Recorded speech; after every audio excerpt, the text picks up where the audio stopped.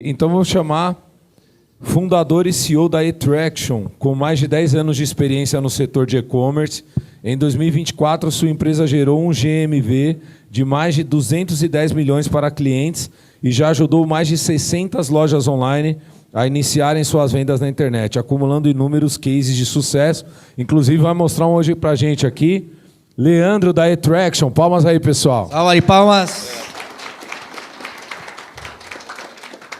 Também membro do clube, né? Membro do clube, é isso aí. O Gregory, alô, boa noite para todo mundo, porque eu não cumprimentei, né? O Gregory também vai participar. O Gregory hoje lá é um colaborador lá da empresa, estrategista. Eu quero convidar o Tafarel, que é um cliente nosso aí, falar um pouquinho sobre a empresa dele. Vou pegar as cadeiras.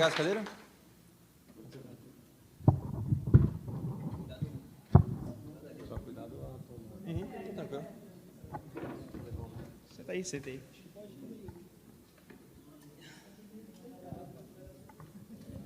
Então, pessoal, nossa ideia aqui é mais um bate-papo, a gente conversar um pouco, falar um pouco a história da Floresta Carpintaria, que é um cliente nosso aí do setor moveleiro. Já está há quanto tempo no mercado já, Fran? 3 anos. Oi, pessoal, 3 anos. 3 anos no mercado, né? Você fazia o que antes da e-commerce? Então, eu comecei como carpinteiro, na verdade. A gente começou com pequenas estruturas de madeira, né? Na nossa região, a gente é de Criciúma, Santa Catarina. E nessas estruturas que a gente fazia, que era decks, pergolados, o pessoal começou a pedir mesa, cadeira para a gente. Aí, na época, a gente era bem pequeno, bem menor que hoje, né? Era eu e mais uma equipe que trabalhava.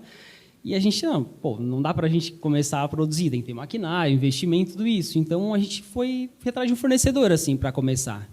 Eu lembro que, na época, eu comprei 15 jogos, né, de mesa e cadeira. Assim, meu Deus, o que eu vou fazer com tudo isso? E deu certo que, em menos de um mês, a gente vendeu tudo esses jogos. Eu assim, opa, tem uma oportunidade aí. Então, foi daí que a gente começou a comprar mesa e cadeira, vender, né, trazer, diversificar um pouco, né, e trazer assim, mais opção para o pessoal. Bacana. Tafarel, conta um pouquinho início do e-commerce ali, as tuas dificuldades, toda a parte dos produtos, a plataforma, tráfego, investimento em si. Certo. Nessa época que a gente começou a trazer mesa e cadeira, chegou a época da pandemia, né? A gente estava, acho que, em torno de um ano, acho, começando a vender mesa e cadeira na região. E quando chegou a pandemia, a gente teve que parar com com essa prestação de serviço que a gente tinha para clientes finais. Então, a gente resolveu parar com tudo e focar só no produto que era revenda, que era o comércio de mesa e cadeira voltado mais para restaurantes, lanchonetes, né? Então, a gente focou toda a nossa energia naquilo ali. E foi. Aí, nesse início, a gente contratou uma primeira agência, né, que ajudou a gente a colocar um Bling, né, que era um sistema, colocar a Tray também como um site, né? A gente trabalhou, acho que, em 6 meses, mais ou menos, com eles.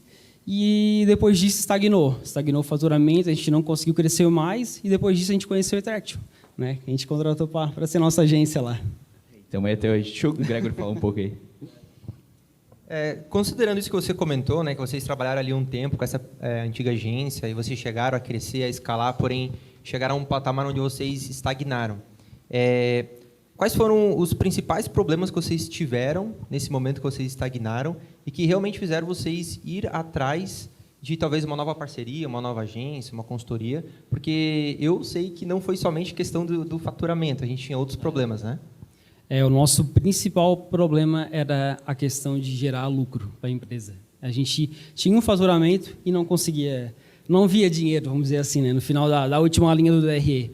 Então, a gente tentou, lutava, conversava com a agência e não adiantava, na verdade, né? Então, a gente procurou, no caso, a eTraction, né, que veio com um trabalho totalmente diferente assim, para a gente. O Gregory pode falar um pouquinho mais também. Para a gente recapitular, todo o processo que a gente passou desde a entrada de vocês com a gente, eu gostaria de comentar sobre o primeiro passo, o primeiro trabalho que a gente fez com vocês, né? Até algo que eu já posso comentar é que no mês de transição de vocês da antiga agência para a gente, vocês já tinham até feito reajustes em preço de produtos e tudo mais, porque vocês não estavam tendo lucro, certo? E quando vocês entraram com a gente, antes de querer mexer em campanha, querer mexer em anúncio, em marketing, para tentar escalar, investir e vender mais, a gente fez todo um estudo no teu projeto, né? Tanto o estudo de mercado, estudo de produto, concorrente, questão de preço, mas a gente foi entender melhor como é que funcionava a operação de vocês, né? Foi onde a gente até acabou encontrando algumas dificuldades, alguns gargalos, né? E a gente fez toda uma reprecificação de todos os produtos, né? Aí, só conta para a galera o que aconteceu no primeiro mês após a gente ter feito isso. Foi bem desafiador, assim, né? Quando a gente reprecifica, a gente não vende, né? Porque está acostumado a um preço, né? A gente trabalha assim.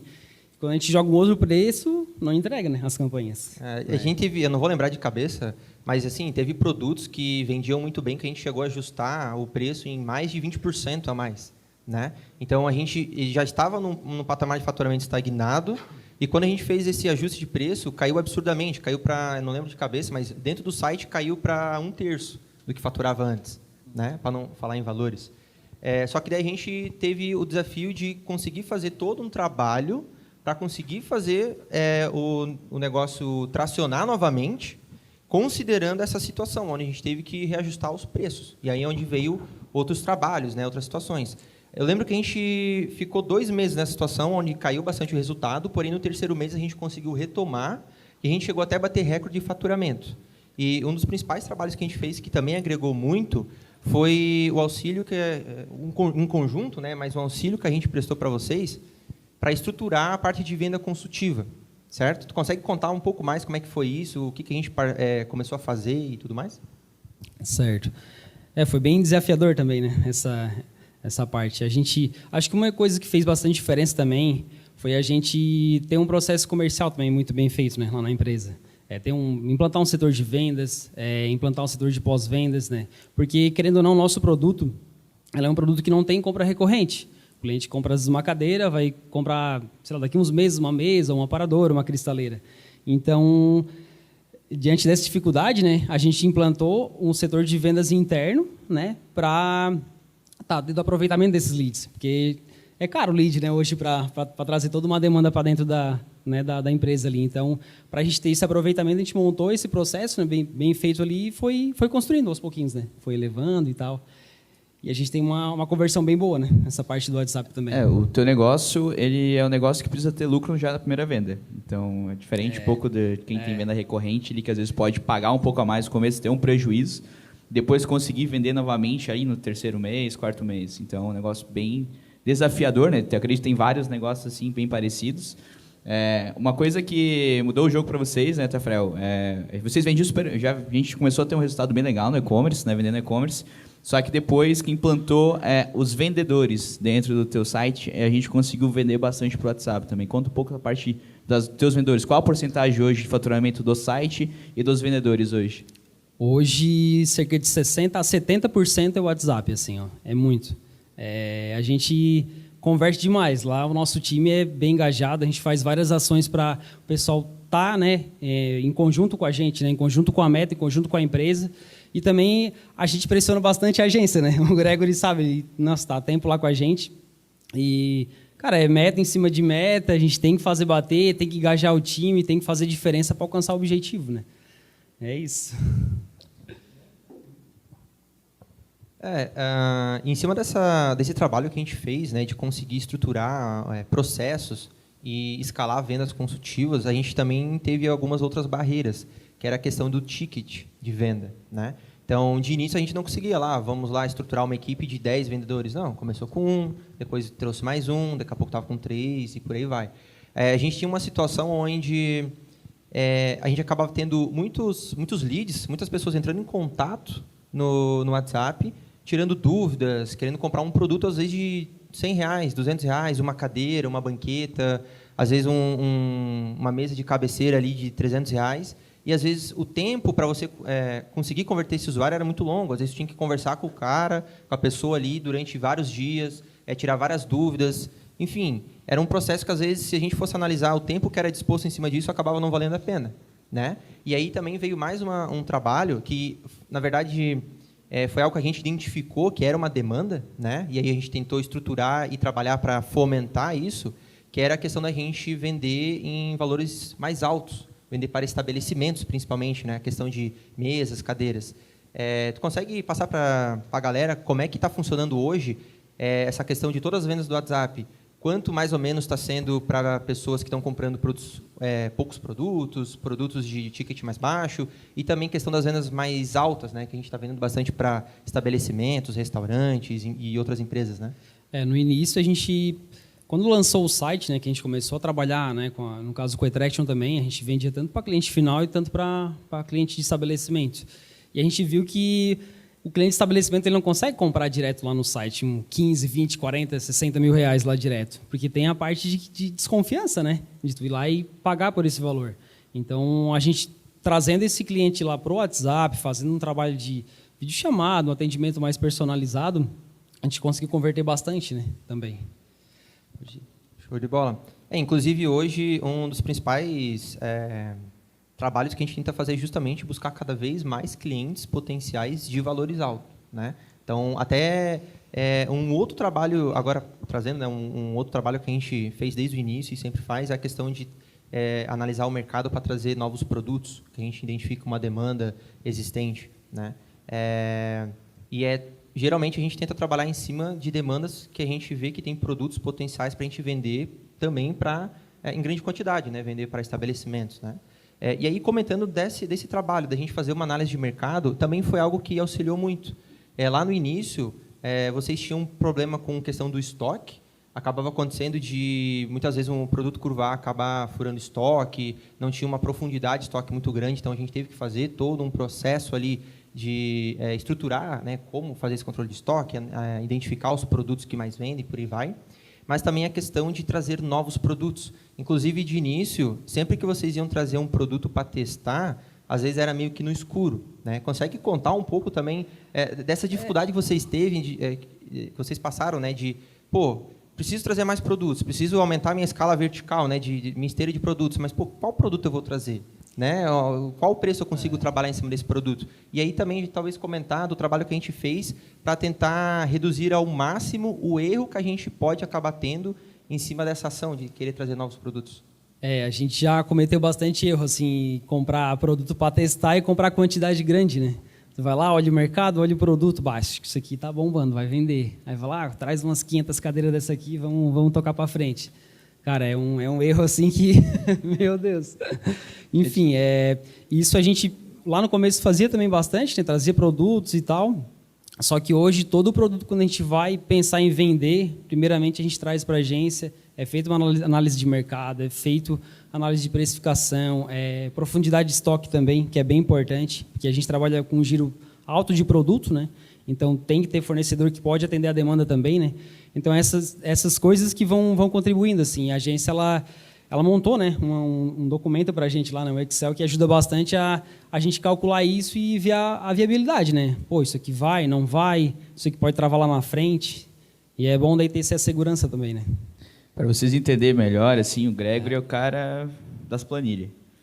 Então, ele pega, esmiuçua todos os dados da tua empresa, pega financeiro, pega toda a parte de custo de produto, taxa que vocês pagam para marketplace, taxa que paga de cartão para plataforma, coloca todos os custos lá, identifica também se o produto vale a pena vender, porque tem que colocar a margem do cliente, né? A gente identifica para ele se vale a pena vender ou não, se ele é competitivo no mercado. E isso fez muita diferença, né? Claro, teve produtos que vocês vendiam, vocês tinham prejuízo e não sabia. Então, a gente entrando dentro da empresa em si, do Tafarel, em si ali da Floresta, conseguimos identificar grandes erros na parte de números em si, né? Para depois não ter outros erros também quando for feito, né, estudo de mercado e trazer produtos competitivos para vocês também, né? Uma coisa que eu acho muito legal na Attraction lá é que a gente tem um propósito, né? Tem meta para bater, tem objetivo para alcançar, mas nada melhor do que a agência estar muito engatada assim com a empresa, com a gente lá. Então, é uma coisa que tem que caminhar para o mesmo lado, né? Não adianta a gente almejar uma meta, a agência também não acreditar tanto, né, naquela meta. A gente sempre, enfim, faz reuniões ali toda semana, às vezes até mais vezes, né, na mesma semana. Mas, enfim, para planejar bem as coisas, né, para a gente conseguir alcançar e tá sempre em conjunto assim, com o nosso time. A gente tem muito controle lá na parte de WhatsApp que a gente acaba passando para eles. Isso facilita bastante a parte dos leads, qualificar, saber se está sendo um lead que é bom, que não é, que vai trazer um ticket alto, vai trazer um ticket baixo. E isso é diariamente, né? Diariamente a gente vai passando, vai alterando campanha, vai fazendo um trabalho em cima que é bom, dá muita diferença, assim. Até eu lembro quando o Gregory trouxe a dificuldade que vocês tinham ali na parte dos números em si, a gente até indicou uma consultoria financeira para eles começarem a fazer essa consultoria financeira, entender um pouco mais os números da empresa, como poder melhorar também toda a parte de tributação. Então, números que são muito importantes, que não só depende do tráfego, né? Então, não adianta somente a gente pensar na parte do tráfego pago, em campanhas ali, e não pensar dentro da empresa junto com o cliente. Tem clientes ali em si que já tem anos de mercado, já tem a consultoria própria lá há anos, né? Então, é um pouco mais tranquilo. Mas como o Tafarel também tem apenas 3 anos de e-commerce, né, cara? Então, é bem novo, bem recente. Então, a gente tem essa bagagem para conseguir agregar também para vocês, né? Sim, com certeza. A parte contábil é uma coisa, é um tema que pesa, né? Pesa bastante. Principalmente quando a gente está crescendo, né? A gente vê as vertentes ali e tem que mudar a categoria da empresa, enfim, aí vai, é toda uma reestruturação, né, para trabalhar, é fornecedor que, enfim, não está também nessa pegada, né? Então a gente tem que mudar a cabeça deles também para seguir junto com a gente. E é desafiador, cara, mas vale a pena. Assim, uma coisa que a gente almeja bastante lá é lucro, não tanto a questão de valores, assim, né? Do faturamento em si, né? Mas... A gente, quando estava com prejuízo, né? Ali para vocês, teve reprecificação, teve reajuste de preço, de produto também, para ver qual que era melhor para estar escalando. E ajudou bastante a gente a ter essa margem de lucro que a gente tem hoje, assim também, né? E, enfim, a gente conversa muito sobre isso de crescer, mas tendo retorno, né? Não, e até mesmo depois de já estar há um tempo trabalhando com a gente também passou por outras situações que foram difíceis nessa questão da margem de lucro, né? O teu tipo de negócio, querendo ou não, principalmente para ser revenda, às vezes ele pode ser um negócio um pouco difícil de conseguir fazer dar certo, porque às vezes a gente tem um produto ali que até tem demanda no mercado, mas existe uma prostituição muito grande, né? Existem muitos concorrentes, às vezes concorrentes que até também não sabem precificar direito, acabam jogando a margem para baixo, ou dependendo, às vezes eles têm uma estratégia, uma oferta, algum plano lá de marketing para fazer aquele produto vender que a gente não consegue aplicar, né? Então, a gente passou por situações como essa. Então, eu lembro que, se eu não me engano, foi no 5º mês com a gente, e isso eu acho que era em janeiro, a gente começou a ter uma retração nas vendas, só que a gente começou a ter problema de lucro também. A gente estava quase atingindo a um ponto onde as vendas não atingiam o break-even da operação, né? E foi onde a gente teve que partir para novas estratégias de venda. E aí acabou entrando parte mais de marketing em si, a forma de ofertar o produto. E aí foi onde a gente decidiu trabalhar com frete grátis no site, algo que a gente não tinha feito até o momento, vocês também não tinham feito com a antiga agência, né?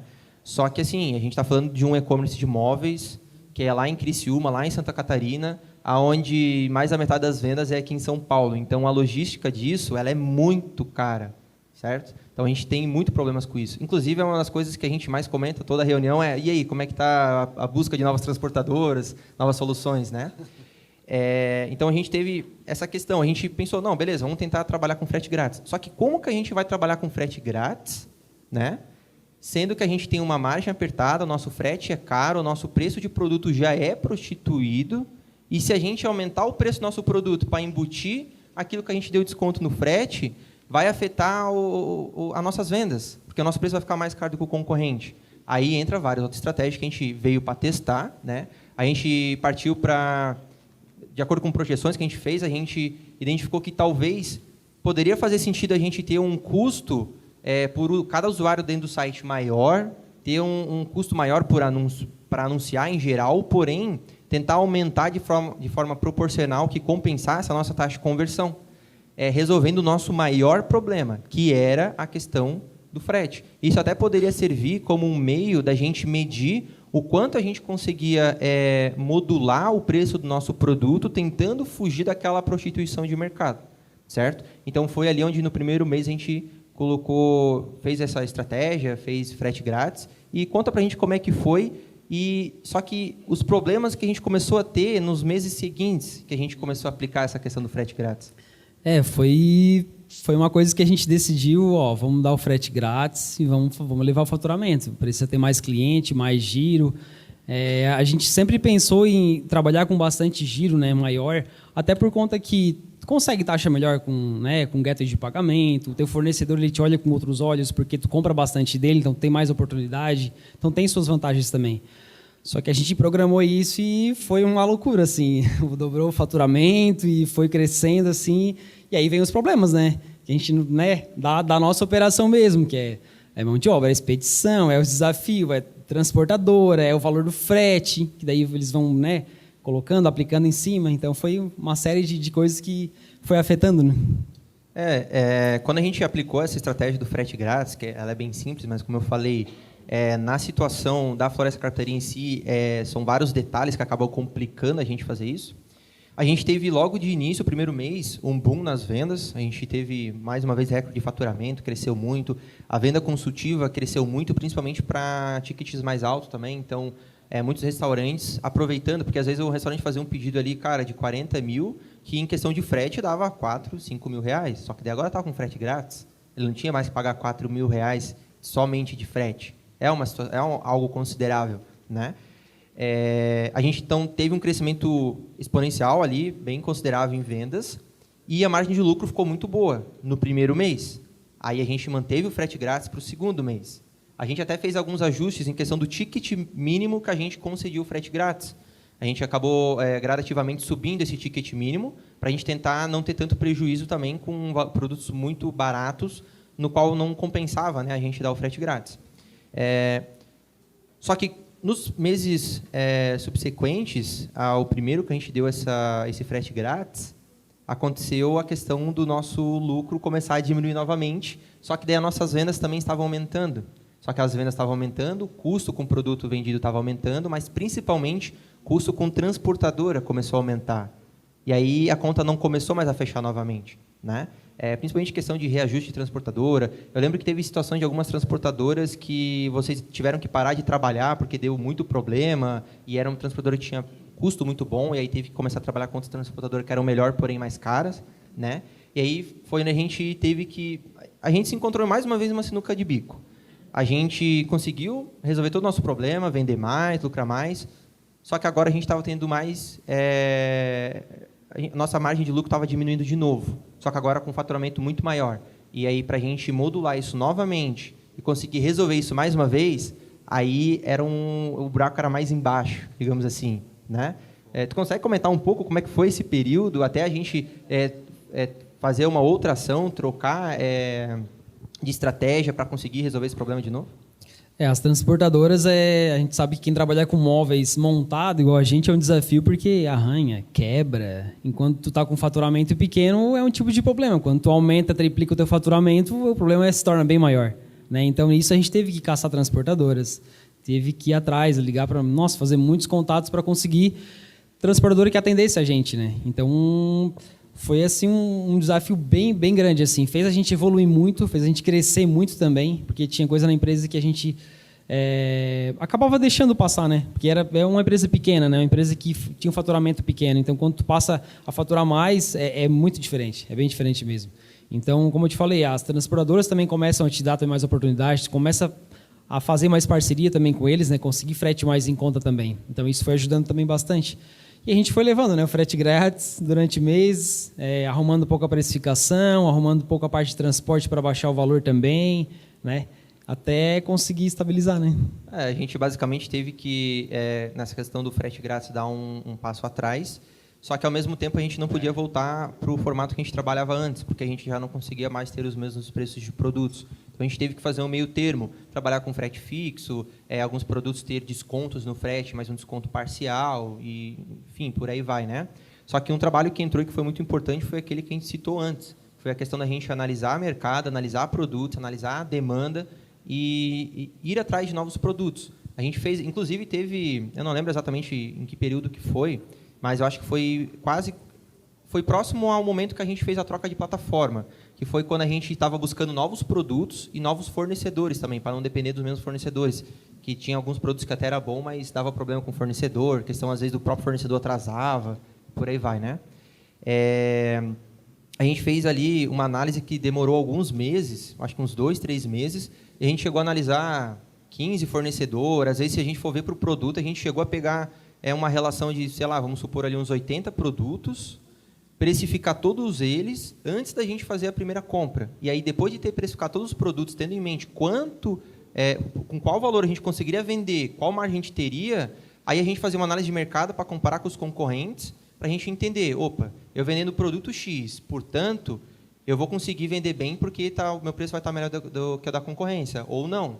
Ou se o meu preço do produto estaria pior que o da concorrência, eu conseguiria bater o preço dele para ter um volume de escala naquele produto. Geralmente, a gente sempre estava num impasse onde alguns produtos a gente conseguia ter um cenário legal, bacana, que faria sentido para a gente, e outros produtos não. Então, foi uma questão ali de meses da gente fazendo análise para, depois disso tudo, a gente conseguir extrair ali em torno de uns 5, 8, 10 produtos, e, além disso, em cima deles, validar, não todos, né, validar apenas alguns, certo? E esse é um trabalho que a gente faz, inclusive, até hoje, né? Mas já comentando também sobre essa questão da transição de plataforma, eu acho que isso até é uma dor que muitos e-commerces passam. Às vezes iniciam numa plataforma, às vezes uma plataforma de um custo um pouco mais baixo, porém chega em um momento que acaba tendo uma limitação, acaba tendo não consegue escalar, às vezes, ou às vezes não consegue, não necessariamente escalar, mas às vezes não consegue fazer algum tipo de ação por conta que a plataforma é engessada ou o suporte da plataforma não é bom, enfim. A gente acabou passando por isso, de certa forma. A plataforma que tinha inicialmente era a Tray, não que seja uma plataforma ruim, porém a gente tinha muitas coisas, muitas demandas, né, muitas necessidades que a gente não conseguia resolver estando nela. E foi onde surgiu a necessidade da troca de plataforma, certo? Tu consegue contar também para a galera como é que foi esse processo de fazer essa troca de plataforma? A gente teve muitos problemas nesse momento, né? Foi horrível. É horrível porque a gente vem com uma expectativa de crescimento, né? Quando troca de plataforma, tu espera algo melhor, né? Pô, dá para fazer muita mais coisa de estratégia lá dentro, usar mais tags, usar mais gatilhos para converter os leads. E quando a gente implementou, as campanhas caíram. Nossa, foi bem complicado. Foi assim, a gente olhar assim, faturamento caiu assim, meu Deus, e agora o que vamos fazer? E vamos dar promoção, e vamos isso, e vamos aquilo, e liga para a agência, e conversa todo dia com reunião, tanto com a plataforma, tanto com a Attraction também. E foi bem desafiador, assim, foi acho que um dos piores momentos assim, nossos, assim, né, naquele mês. Porque a gente se viu, imagina, a empresa decaindo, né, decaindo o faturamento. Mas, né, foi indo, foi convertendo, foi virando a curva, né, e até final do mês a gente conseguiu daí recuperar. Isso aí. Hoje a gente está na WoW Solutions, né, só que a gente está migrando para a Magazord. Mais uma troca aí, vamos ver se não vai dar dor de cabeça. Acreditamos que não. A Magazord entrega muito mais coisa, né? É uma plataforma muito mais completa, assim. Um dos pontos assim que fez a gente mudar é que a gente não tinha um gateway de frete para interligar no site ao nosso sistema, né? Só terceirizado. E aí a Magazord tem isso, né? Tem tanto a plataforma, o sistema e mais a parte de TMS, embarcador, que a gente fala também, né? Que une tudo isso e facilita bastante. Tafarel, sobre a parte de vendas, hoje quanto representa o marketplace para vocês? Olha, 8%. 8%? 7, 8%. Não sofre desse mal, né, cara? Não. Ela é uma vitrine pra gente, né? Tem que estar lá movimentando, tem que estar aparecendo, porque lá, querendo ou não, é mais uma vitrine para o cliente entrar, ver o nome da nossa loja e chegar até no site e a gente converter. Show de bola. Alguém tem uma pergunta aí que quer fazer para o Tafarel? Para a gente, tanto faz, hein?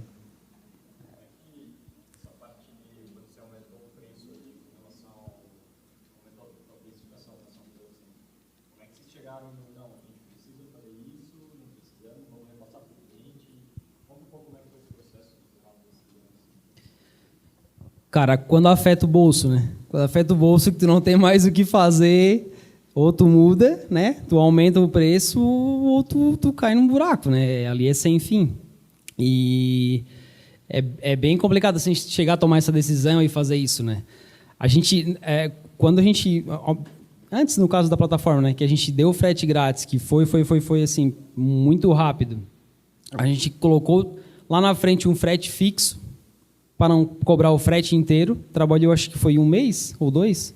Com frete, eu acho que foi 2. 2 meses, né? Com frete fixo. E depois a gente foi lá e colocou 10% de regra em cima do valor. Né? 10% é o valor do frete. E, cara, não decaiu mais. Não decaiu, porque também era um período que, de julho para frente, a nossa demanda aumenta muito. Tem muito cliente que está renovando, restaurante, lanchonete, compra muito com a gente. Então, a demanda era crescente. Então, foi nesse momento que a gente pegou e fez o repasse. E aí a gente não sentiu, daí o faturamento continua aumentando. É válido ressaltar que a gente conseguiu manter essa constância de vendas quando a gente fez essa troca ali, tirando a primeira vez que a gente reprecificou. A primeira vez teve queda, até a gente conseguir reestruturar tudo, mas posteriormente, as outras vezes, sempre que a gente fez de forma planejada. Então, a gente já tinha uma previsibilidade do que poderia e do que provavelmente iria acontecer, né? Então, nem sempre foi exatamente como a gente esperava, mas nunca foi algo muito fora daquilo que a gente estava preparado. Então, a gente conseguia aumentar preço, só que sempre ter uma estratégia ali rodando junto, né, em conjunto, para que a gente conseguisse manter todas as peças encaixadas, né? Aí, só para a gente comentar, que é algo que eu gosto de ressaltar bastante, principalmente dentro da agência, lá para todos os estrategistas, todos os gestores, é aquela questão do 10%, né? Depois que a gente tirou o frete grátis, a gente passou para o frete fixo, depois do frete fixo, a gente passou para deixar o preço do frete em 10% do preço do produto ou do preço do pedido, né? Isso é algo que a gente tem metrificado por dados, isso vai ser variável também de acordo com alguns nichos e tudo mais, mas no caso da Floresta Carpintaria, a gente via que quando o frete custava mais de 10% do preço do produto, a taxa de conversão caía absurdamente. Claro que o frete custando, vamos supor, um produto de R$1.000, o frete custando 100, que está dentro dos 10%, a gente já tem uma queda na taxa de conversão, se caso o frete ali fosse grátis, ou fosse R$ 49,90, fosse R$ 89,90, por aí vai. Quanto maior, mais vai cair a taxa de conversão. Porém, a gente consegue ter uma média bem saudável trabalhando com o frete nessa casa de 10%.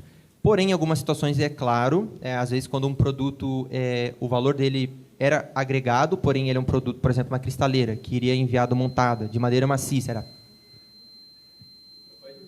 Era um produto pesado, volumoso, grande, então, às vezes, a gente nem conseguia deixar o preço do frete com 10% do preço do produto, porque daí a gente ia estar dando muito desconto e ia, querendo ou não, ter que aumentar o preço do produto. Então, a gente deixava, às vezes, um pouco mais.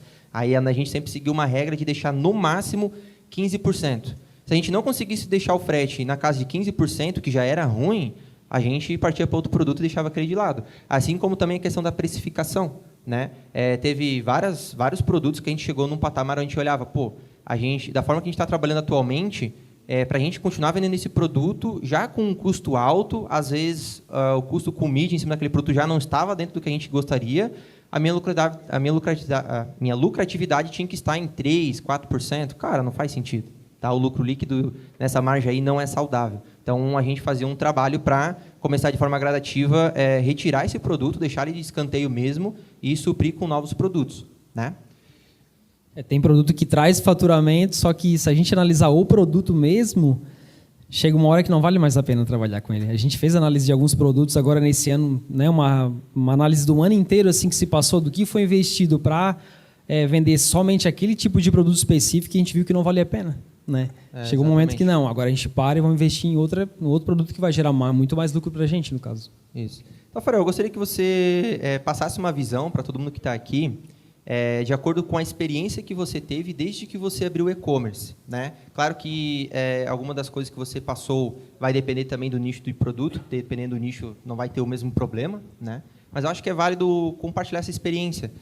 Quais foram os principais aprendizados que você teve, os principais problemas que você enfrentou, dores, e que você poderia, talvez, dar algum insight, alguma dica para tentar evitar ou agir da melhor forma possível, caso alguém passe pela mesma situação? Eu acho que o que eu poderia, né, compartilhar com vocês e falar é a parte de dados, analisar dados, porque faz muita diferença a gente ter isso metrificado, né?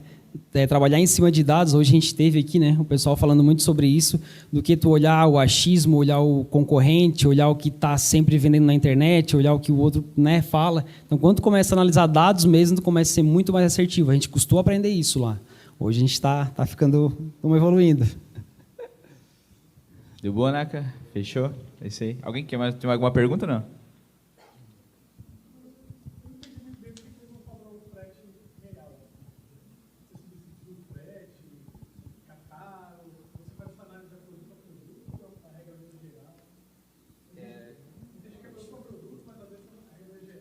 Então, a aplicação geralmente é geral, só que a análise ela é produto a produto.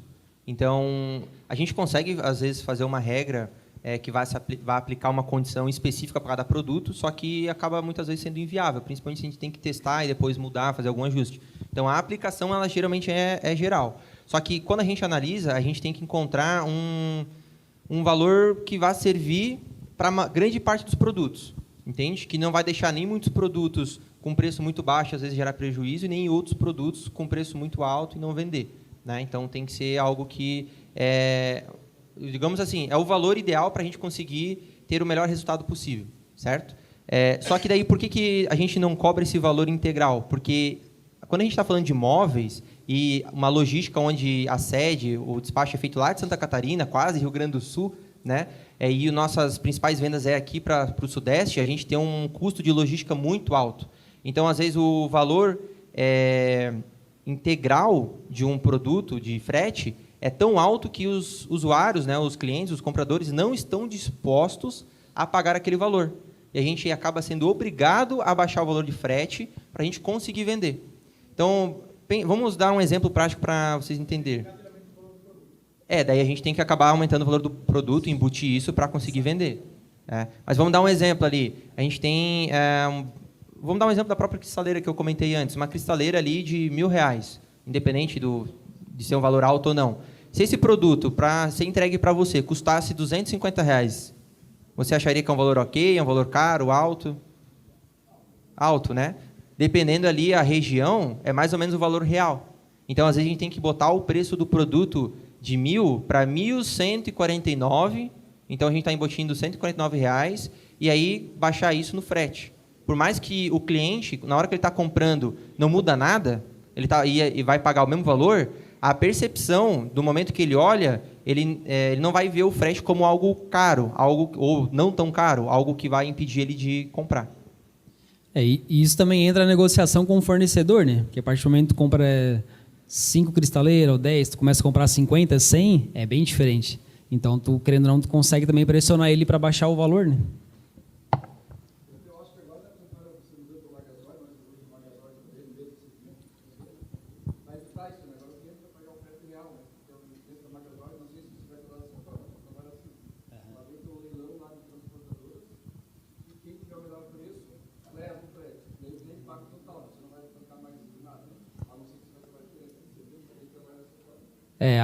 A Magazord, eles têm bastante transportador integrado lá dentro, né? E oferece para vários clientes deles, né? Então, eles têm um valor, uma parceria, vamos dizer assim, que consegue baixar bastante o valor do frete. O que deu muito certo para a gente era o frete grátis. Quando a gente coloca frete grátis, é surreal, assim. Móveis, É difícil. Então, é bem provável que a gente vai testar agora nesse primeiro mês, né, com frete grátis, para ver como é que vai ser o resultado, como é que vai estar a projeção também, para a gente ver que tipo de estratégia que a gente vai começar a adquirir, né, daqui para frente. A rodar de fato, né?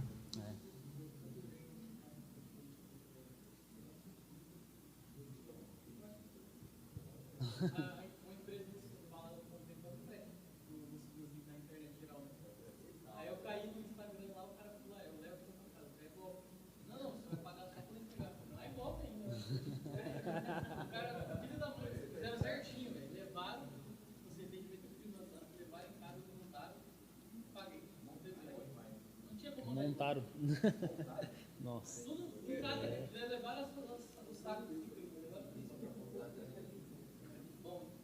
Show. Alguém teria mais alguma pergunta? Então, acho que seria isso. Obrigado, né, Tafarel?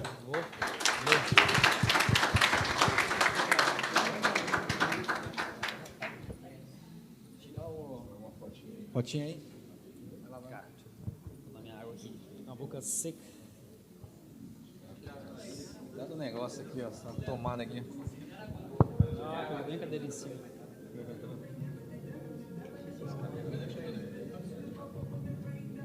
Vamos lá? Cuidado do negócio, tem Uma pra cá. Pra cá lá? Aqui?